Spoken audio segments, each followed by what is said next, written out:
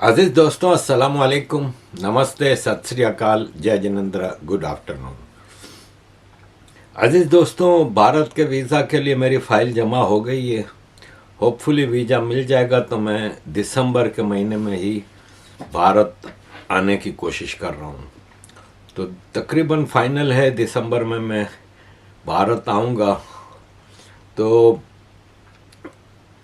मेरा जो confirm programme है वो दिल्ली है, मुंबई है, यूपी है। यूपी में लखनऊ, अयोध्या, वाराणसी, प्रयागराज, गोरखपुर, कानपुर, ये जगहें कंफर्म है तकरीबन। इसके अलावा गुजरात है, मेरे पुरखों के गांव आजक, द्वारका और सौराष्ट्र में कुछ जगहें। उत्तराखंड मेरी विश है ऋषिकेश जाने की, लेट्स सी। महाकाल मध्य प्रदेश भी जाने की है, फिर जगन्नाथपुरी। तो ये विश लिस्ट हैं। अब इसमें आप दोस्तों से अब मैं फीडबैक चाहूँगा। अगर आप मुझे ईमेल पे फीडबैक दे सकते हैं, या ये जो यूपीआई नंबर है, या मयंक को आप अगर मैसेज छोड़ दें, तो डिपेंड करता है। क्योंकि देखें, मेरे आने का दो मकसद हैं। एक तो मेरी यात्राएं हैं, द्वारका है, वाराणसी है, अयोध्या है, और बाकी जो कर सका, और जिसमें उज्जैन, जगन्नाथपुरी, ऋषिकेश, ये सब डिपेंड करता है। बाकी दूसरा मकसद है दोस्तों से मिलना। मेरा परिवार भारत के ये मेरे दोस्त हैं, जो आप सब मेरी वीडियोस देखते हैं, जो मुझसे एक ताल्लुक़ बनाए हुए हैं। मुंबई में मेरे बहुत सारे दोस्त हैं। मुंबई में मेरी दो बहनें हैं, जो मेरी सगी बहनों से ज़्यादा मुझे प्यार देती हैं और मेरी केयर करती हैं।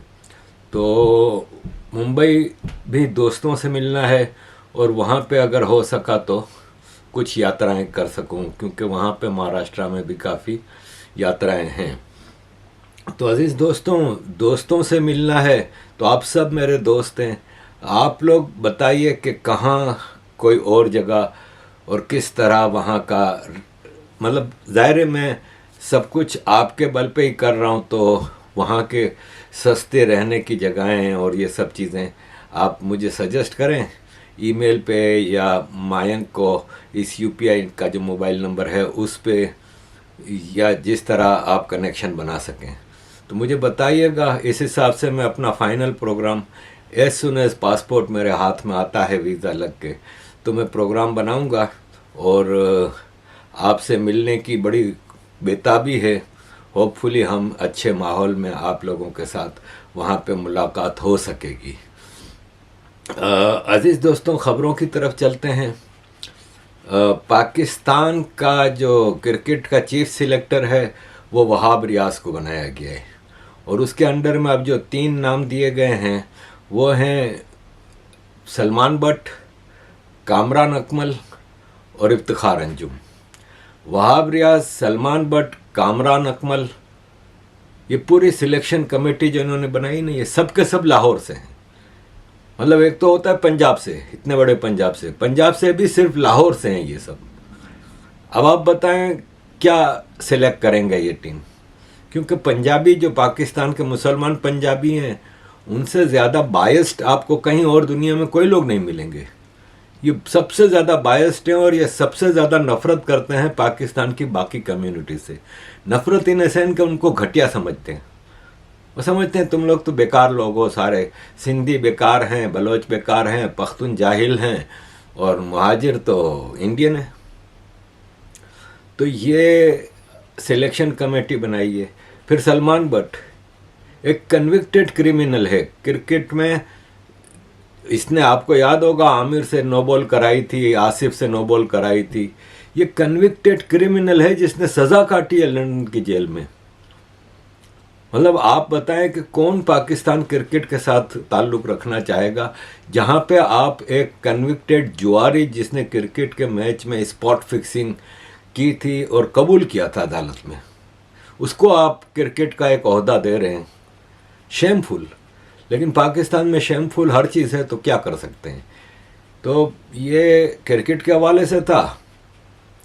अजीज़ दोस्तों, एक फ़िल्म बन रही है भारत में, बन चुकी है, रिलीज़ होने वाली है, और सैम बहादुर, ये फील्ड मार्शल सैम मानेकशॉ की लाइफ के ऊपर है। ये फील्ड मार्शल 1948 की जो वार हुई थी उस वक्त भी भारत की फ़ौज में थे, और 1971 में 65 की वार में भी थे, और 71 की वार में ये भारत के चीफ ऑफ आर्मी स्टाफ थे। और इस फिल्म में पाकिस्तान की सही बात मतलब बताई जाएगी, और पाकिस्तान को अगर किसी को शर्म आएगी तो देखा जाएगा।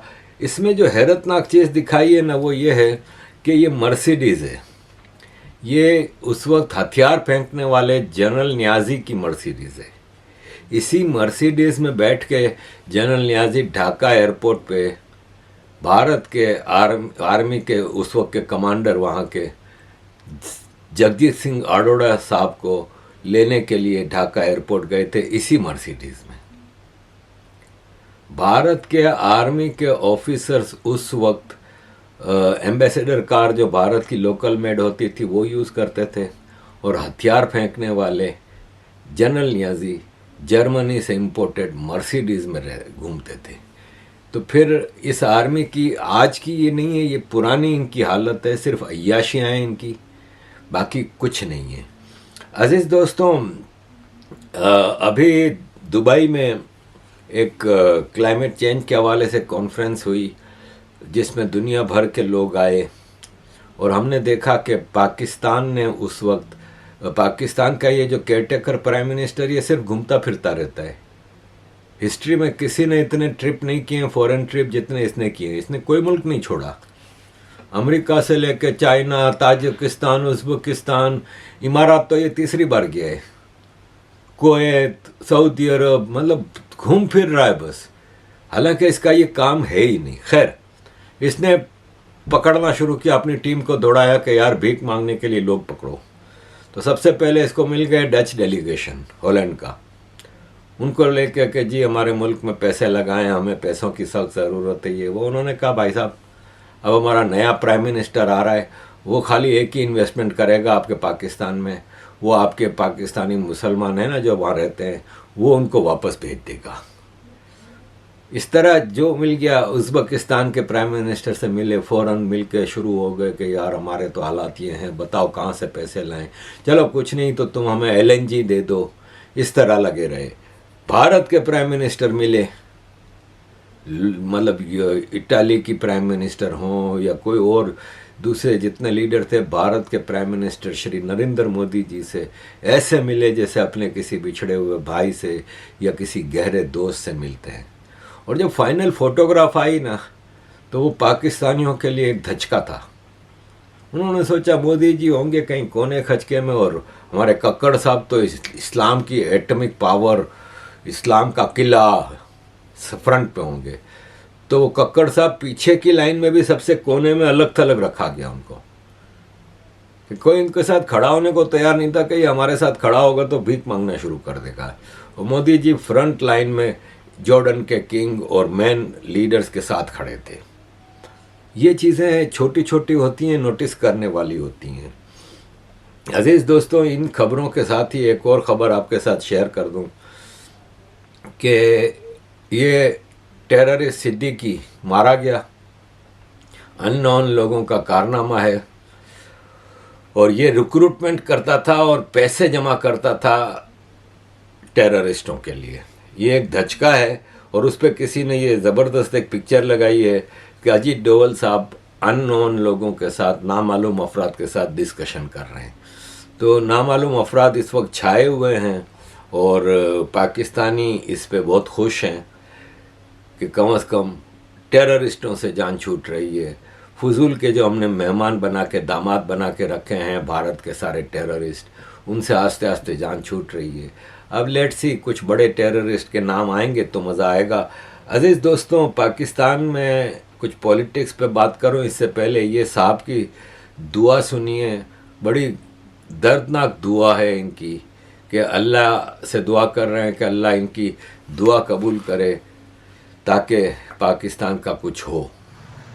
आए अल्लाह पाक मेरे मुल्क के आर्मी चीफ सैयद आसिम मुनीर अल गिलानी अल बगदादी की जिम्मेदारियों में कमी फरमा मेरे मालिक। अल्लाह पाक उनके कंधों पर बहुत जिम्मेदारियाँ हैं। मुल्क के आर्मी चीफ भी वही हैं, सदर पाकिस्तान भी वही हैं, अल्लाह पाक चीफ जस्टिस ऑफ पाकिस्तान भी वही हैं, वज़ीर आज़म पाकिस्तान भी वही हैं, वज़ीर दाखिला भी वही हैं, वज़ीर ख़ारजा भी वही हैं, चेयरमैन FPR भी वही हैं, सेक्रेटरी ख़जाना भी वही हैं, चीफ सेक्रेटरी भी वही हैं। आए अल्लाह पाक इतने जिम्मेदारियाँ अदा करते हुए वो थक जाते होंगे मेरे अल्लाह। अल्लाह पाक उनको तमाम जिम्मेदारियों से ओहदा बरा होकर जिसकी वो तनख्वाह लेते हैं, अल्लाह पाक वही जिम्मेदारी पूरी करने की तौफीक अता फरमा। अल्लाह पाक 75 सालों से हमारी ये दुआ कबूल नहीं हो रही, हमारी इस दुआ को शर्फ कबूलियत अता फरमा कर मेरे आर्मी चीफ को इज्जत और सलामती वाली ज़िंदगी अता फरमा। आमीन बिरहमतिका या अरहमर राहिमीन।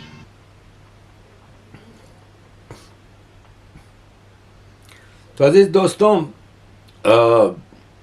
जैसा कि मैंने आपको पिछली वीडियो में बताया था कि पाकिस्तान में इलेक्शन चांसेस हैं कि पोस्टपोन कर दिए जाएं, तो अब चीज़ें शुरू हो गई हैं। कई लोगों ने इलेक्शन कमीशन में अपील की है कि इलेक्शन डिले किए जाएं, क्योंकि फरवरी की बिगिन यानी 8 फरवरी पाकिस्तान के कई इलाकों में भरपूर सर्दी होती है और वहाँ पे बर्फ़बारी भी होती है और वहाँ पे इलेक्शन नहीं कराए जा सकते।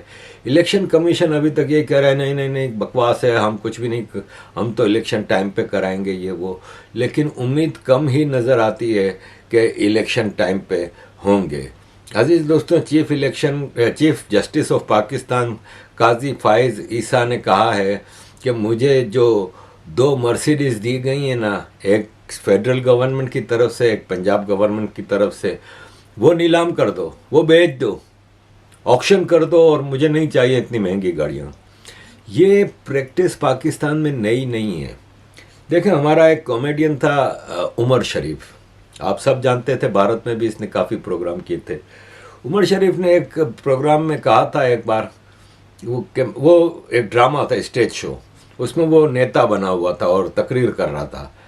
तो इलेक्शन के लिए तकरीर कर रहा था कि अजीज़ दोस्तों, हम अगर सरकार बनाने में कामयाब हुए तो हम वो सड़कें जो टूटी हुई हैं, उनको जो बनी हुई हैं, उनको भी तोड़ के उनकी जगह नई सड़क बनाएंगे। तो एक आदमी कहता है कि जो बनी हुई हैं उनको तोड़ के क्यों? तो कहता है उनके ठेकेदारों ने कमा लिया ना, अब हमारे ठेकेदार भी कमाएं। तो यही चीज़ होती है। इमरान खान जब जीत के आया तो उसने कहा सारी लग्जरी गाड़ियां बेचो, नीलाम कर दो। नीलामी की गई। इमरान खान के ही सारे दोस्त, ये जो इसके दोस्त हैं, जुल्फ़ी बुखारी हैं और जहांगीर तरीन हैं, अलीम खान हैं, इन्होंने वो सारी गाड़ियाँ औने पौने दामों में ख़रीद लीं। फिर 2 महीने हुए तो नई गाड़ियों के ऑर्डर किए इमरान खान ने और बुज़दार ने, और नई गाड़ियों की फ्लीट आई। ये इसी तरह करते हैं, जो भी आता है ना वो कमाने के धंधे इसी तरह देखता है। अब ये जस्टिस साहब बहुत ईमानदार बनते हैं, इनको पता नहीं है कि इनका तो वैसे ही 3 साल का टेन्योर होता है और वो भी कंफर्म नहीं है कि कितना टाइम रहेंगे पाकिस्तान के सिनारियों में। फिर जो नया आएगा उसने फिर नई गाड़ी मांगनी है, और उनकी 2 गाड़ियों के बेचने से पाकिस्तान के ख़जाने में क्या होगा? या तो आप ये करें कि आप गाड़ी बेच दो, नीलामी कर दो, और लॉ बना लो पार्लियामेंट में कि किसी को 800 सीसी से ज़्यादा की गाड़ी नहीं मिलेगी। लेकिन ऐसा है नहीं। ऐसा मतलब हम जब मेयर बने थे तो उस वक्त मैं भी देख के हैरान था कि सारे मेयर्स ने, इवन हमारी MQM के मेयर्स ने नई गाड़ियाँ ली थी, सब ने नई गाड़ियाँ ऑर्डर की थी। खुद मेरे पास टाउन में नई गाड़ी आई थी, हालांकि मैं उस वक्त डेप्यूटी मेयर था। शुरू में मैं जमशेद टाउन का डेप्यूटी मेयर बना था और मेयर थे ताहिर भाई। तो ताहिर भाई ने नई गाड़ी ऑर्डर की थी। गाड़ी आने से पहले ही वो सेनेट में चले गए थे, तो मैं फिर मेयर बन गया था। तो हर टाउन में नई गाड़ी, जो नया आता है वो नई गाड़ी ऑर्डर करता है, पुरानियों की नीलामी, और नीलामी भी फिर अपने दोस्तों को, अपने रिश्तेदारों को औने पौने दाम में। ये बनाना रिपब्लिक है। इसमें आपने अभी सुना कि ये मौलवी साहब दुआ कर रहे थे आर्मी के लिए। तो अजीज़ दोस्तों, बात दरअसल ये है कि ये हमारे जावेद हाशमी हैं, ये भी एक सीनियर पॉलिटिशियन है, सारी ज़िंदगी नवाज शरीफ के साथ रहे नून लीग में। मुशर्रफ के पीरियड में इनको जेल भी डाला गया लेकिन ये हिले नहीं। फिर बाद में जब इमरान खान की लॉन्चिंग हो रही थी तो ये बहकावे में आ गए, इमरान खान की पार्टी में चले गए, लेकिन वहाँ देखा कि आवे का आवाई बिगड़ा हुआ है, तो कुछ ही दिनों में इमरान खान के खिलाफ खूब बातें की। हालांकि इमरान खान ने इसको पीटीआई का प्रेसिडेंट बनाया था, लेकिन फिर इसने पोलें खोली सारी पीटीआई की, तो फिर इसको पीटीआई छोड़नी पड़ी। अब इसको कोई लेने को तैयार नहीं, क्योंकि आदमी ये ज़रा बात सच्ची कर देता है। तो इसलिए पॉलिटिकल पार्टीज तो आर्मी से बना के रखती हैं, तो इस किस्म का आदमी इनके पास चल नहीं सकता। तो इसने कहा है कि आर्मी चीफ ने कई ऐसे स्टेप्स लिए हैं जिससे इकोनॉमी बेहतर हुई है। उन्होंने स्मगलिंग को रोका है, लेकिन सवाल ये है कि स्मगलिंग करता कौन है? सिवाय हमारे कोर कमांडर्स और ब्रिगेडियर्स के और कौन करता है? एक एक आर्मी का आदमी हर महीने स्मगलिंग से अरबों रुपया कमाता है। स्मगलिंग से तेल आता है, वेपन्स आते हैं, डॉलर्स आते हैं, ये सारे आर्मी वाले माल बनाते हैं और इनके ख़ानदान पूरे बाहर बैठे होते हैं। और फिर जब ये रिटायर होते हैं तो खुद भी अपने ख़ानदान के पास बाहर चले जाते हैं। इन्होंने इलेक्शन के हवाले से एक बात की है जो कि वाकई बात तो सच्ची है कि 70 to 80% पब्लिक जो है ना, जनता, वो इमरान खान के साथ खड़ी है। लेकिन इमरान खान कुछ पावर्स को पसंद नहीं है। हम एक बार फिर गलती कर रहे हैं, हम मेजॉरिटी जिसकी है उसको सरकार नहीं दे रहे और हम किसी और को तख्त पे बिठा रहे हैं। उस तख्त के नीचे मेजॉरिटी की लाशें होंगी। जो गवर्नमेंट बनेगी वो मजबूत गवर्नमेंट नहीं होगी। इसी तरह पीटीआई के जो फैसल वावड़ा थे जिनको निकाल दिया गया और जिसने इमरान खान की काफ़ी पोलें खोली थीं, फैसल वावड़ा बेसिकली आर्मी का आदमी है शुरू से ही। इसने भी कहा है कि तहरीक इंसाफ की अपनी पब्लिसिटी बहुत है, शोहरत बहुत है, इसमें शक नहीं, लेकिन दूसरी तरफ पीडीएम से नफरत बहुत ज़्यादा है। आने वाले दिनों में भी पीडीएम 2 नामी सरकार आएगी जिसमें प्राइम मिनिस्टरशिप नून लीग को और प्रेसिडेंटशिप पीपल्स पार्टी को दी जाएगी। अजीज दोस्तों, यहाँ पे मैं इस बात से काफ़ी हद तक मेरी भी समझ में आती है कि अगर इलेक्शन लॉन्ग टाइम के लिए सिक्योरिटी को बुनियाद बना के पोस्टपोन होते हैं ना, तो एक केयरटेकर गवर्नमेंट जैसे आई थी, अभी पीडीएम की सरकार 16 महीने रही थी और अब ये जो केयरटेकर गवर्नमेंट है, तो फिर ऐसा हो सकता है कि एक ऐसी मिलजुल के पीडीएम की सरकार बनेगी जिसमें प्राइम मिनिस्टर नवाज शरीफ की पार्टी का होगा। अगेन या तो शहबाज शरीफ को बना देंगे या मरियम नवाज को बना देंगे। शायद नवाज शरीफ खुद ना बने, हो सकता है बन भी जाए, कि प्राइम मिनिस्टरशिप की लालच ऐसी होती है, लारे लप्पे ऐसे होते हैं प्राइम मिनिस्टर के कि कोई भी मना नहीं कर सकता। प्रेसिडेंट का ओहदा जरदारी को मिलेगा। जरदारी भी चाहता है कि मुझे कुछ मिले, मेरे बेटे को भले मिले ना मिले, तो वही होगा कि प्रेसिडेंट को जरदारी को बना दें और बिलावल को, अभी ट्रेनिंग हो रही है ना बिलावल की, तो बिलावल को फॉरेन मिनिस्टर बना देंगे। मौलाना फजलुर रहमान को केपीके की सरकार दे दी जाएगी, थोड़ी 2-4 और मिनिस्ट्रियां दे दी जाएंगी, एक मिलजुल की सरकार बनाई जाएगी।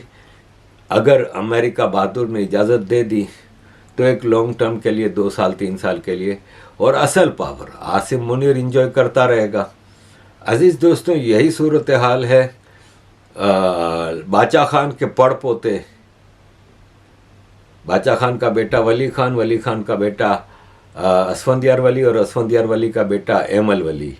ये भी डायनास्टिक पार्टी है। इन्होंने कहा है कि पख्तूनों के साथ पंजाब में बहुत ज़्यादा जुल्म हो रहा है और हम वार्निंग देते हैं कि पंजाब में पख्तूनों पे जुल्म बंद करें। पंजाब में पख्तूनों पे ही नहीं, पंजाब में पख्तून, बलोच, सिंधी, मुहाजिर सबके साथ डिस्क्रिमिनेशन हद से ज़्यादा होता है। और चूँकि वो पंजाबी नहीं होते, ज़बान से ही पता चल जाता है। पंजाबी लैंग्वेज के मामले में बड़ा बाइस्ड है, जहाँ मिलेगा आपको पंजाबी में ही बात करेगा। और मैं तो बेल्जियम में बहुत साल रहा हूँ पंजाबियों में, एक ही घर में हम रहते थे।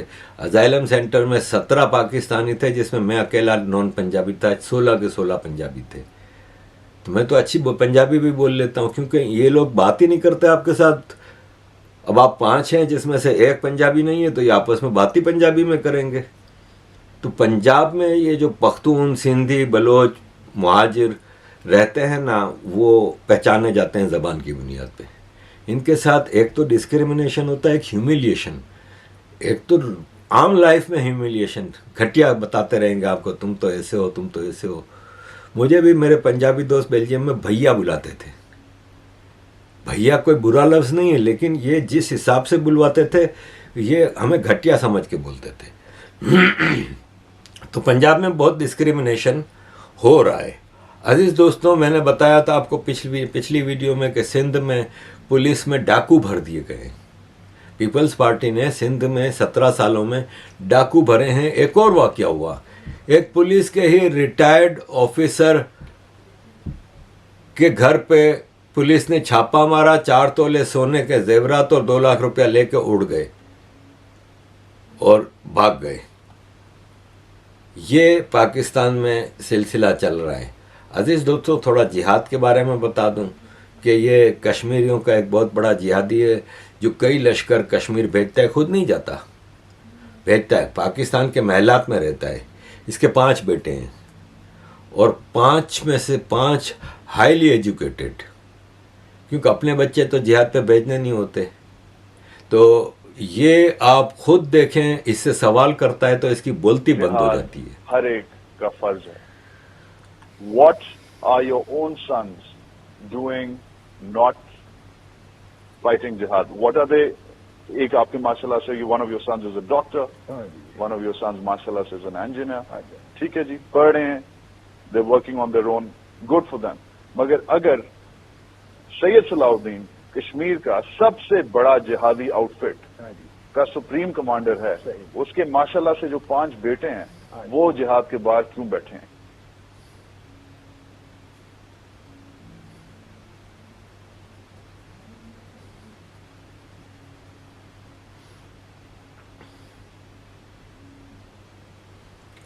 अजीज दोस्तों, thank you very much for all your support.